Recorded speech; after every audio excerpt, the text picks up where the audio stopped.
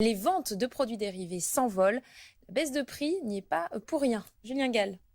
Une file d'attente ininterrompue sur les Champs-Élysées pour tenter de pénétrer dans le Megastore de Paris 2024.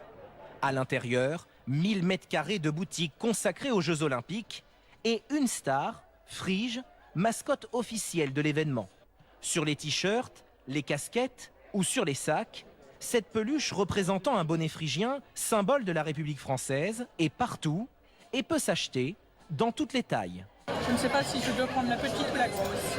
Un objet commercialisé entre 20 et 800 euros, avec plusieurs produits officiels dans le sac. La note est parfois salée. Combien avez-vous payé au total? Pour tout ce que j'ai pris aujourd'hui, 75 euros. Mais pour ce jeune touriste, peu importe le prix, ce qui compte, c'est garder un souvenir de ces Jeux Olympiques.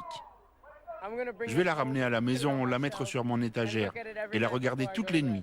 Au total, le comité des Jeux Olympiques espère écouler 2 millions d'exemplaires de la fameuse mascotte. Le feu vert pour défiler en jupe revient finalement au pantalon. Ouais, il se dégonfle. Il se dégonfle. Le spécialiste du 110 mètres haies avait été filmé pendant ses essayages. Il avait alors expliqué que la jupe, eh bien, c'était une manière de montrer que la mode est unisexe.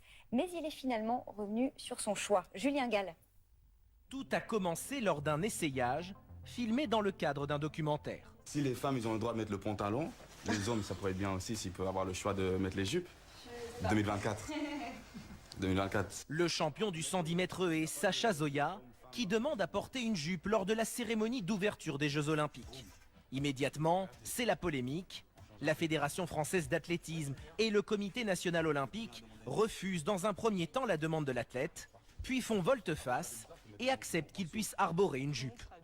Mais les instances sportives ne sont pas les seules à changer d'avis.